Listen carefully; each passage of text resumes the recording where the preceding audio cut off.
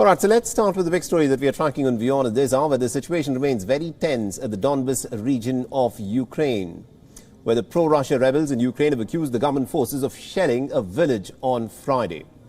The Luhansk People's Republic is said to be an area in the Donbass region which is run by a separatist government that is widely seen as a Russian proxy state inside of Ukraine. The LPR has claimed that the Ukrainian military violated the ceasefire 29 times in the last 24 hours. The alleged violations were reported to the Joint Center on Control and Coordination, which is an organization composed of Ukrainian and Russian military officers, whose role is to help implement the Minsk ceasefire agreement and also to ensure the safety of the OSCE members who are monitoring the war in the Donbass region. These allegations come just a day after the Russian-backed rebels and Kiev's forces reportedly traded accusations of violating the ceasefire. The visuals on your screen are from Donetsk, and it's been shared very widely on social media.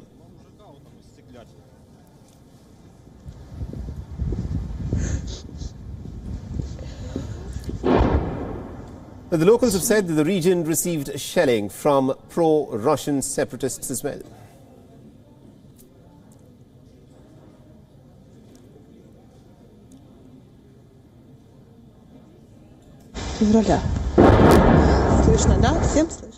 So that was the sound of shelling that was captured in some of these videos that have been doing the rounds on social media. And there was also shelling that was reported in the Luhansk region as well, as bombs fell on a school and also on a kindergarten. One of the walls was completely destroyed, but no one was hurt by the shelling. Here's an eyewitness recounting the moment the shelling began.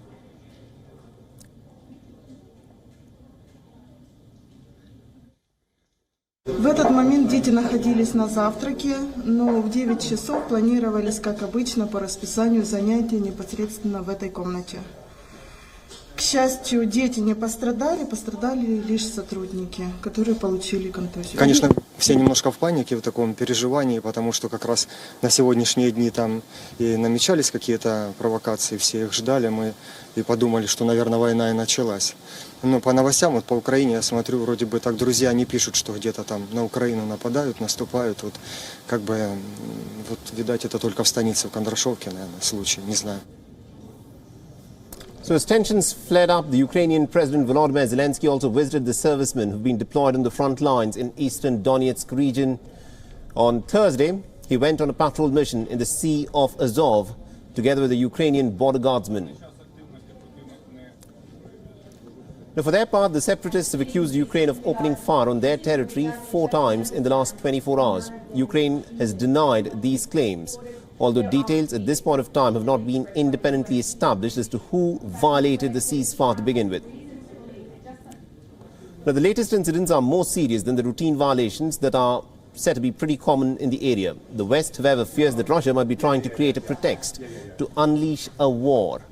And this comes as Russian President Vladimir Putin has accused Ukraine on committing a genocide in the Donbass region. Russia has said that it has found mass graves. It claims that hundreds of Russian-speaking civilians have been buried in these mass graves and that they died in Ukrainian shelling. All right, now to give us more updates in terms of what all of this, of course, means and how bad the situation is really in Luhansk, we are joined in by our correspondent Stuart Smith, who's joining us live from Moscow. Stuart, these are reports that are now beginning to come in about shelling and ceasefire violations that have been reported in the Luhansk region. What more information do we have on this? Have there been people who have been affected because of the shelling that has been reported?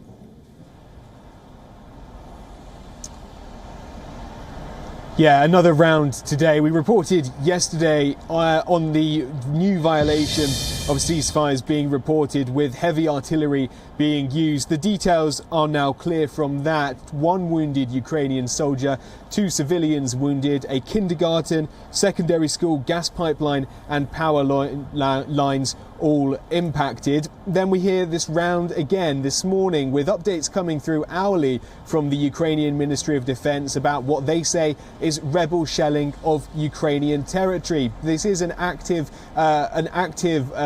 war between the eastern separatists supported by Russia and Ukraine, and it has been for many years, and that does make it very difficult to verify who violated the ceasefire first and which reports are true and which ones are not. There is an OSCE monitoring group on the ground which does provide updates but doesn't attribute blame. They are talking about an increase of around 2 to 4 times the average so far this month in activity. It doesn't sound like a lot, but what makes this significant, as you said, is that this happens at a time when Russia, according to Ukraine and the United States, is looking potentially for any pretext to justify an invasion. Secretary of State Antony Blinken, speaking at the United Nations Security Council yesterday, outlined some of the things that he believes Russia could do. He says we don't know exactly what form any false flag event could take, but it could be fabricated, such as a terrorist bomb inside Russia, the invented discovery of a mass grave, a staged drone strike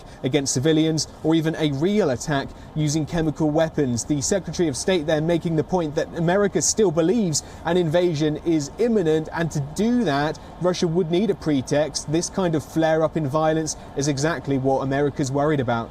Absolutely indeed. Now, the Americans have been talking about Russians wanting to create a pretext to go to war, but they have not been very clear in terms of what Russia's objectives could be. In 2014, Russia annexed Crimea. Can we see a similar kind of action in the Donbass region, where Russia focuses predominantly on Donetsk and Luhansk? Is there any chatter that you hear within the circles in Moscow that that could be the objective for the Russians?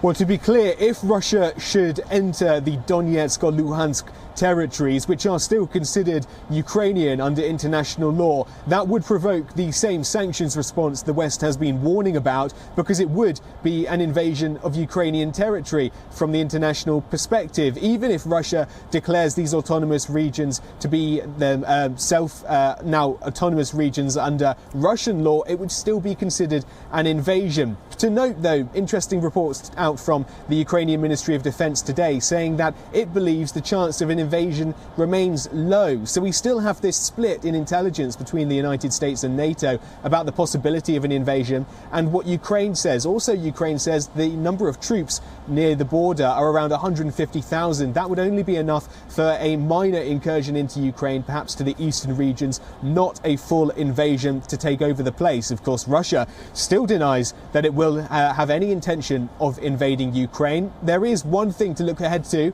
the end of these Belarus-Russia joint drills, which are due to take place over the weekend and end on the 20th. Now, the Belarusian President Alexander Lukashenko is in Moscow today. Before his visit, we had heard that these drills would definitely end on the 20th. Now that seems not so certain, and the Belarusian president will be discussing whether these drills should end with the Russian president today. If they are not going to end, that would be another scary warning sign for the West that maybe this de-escalation is not taking place.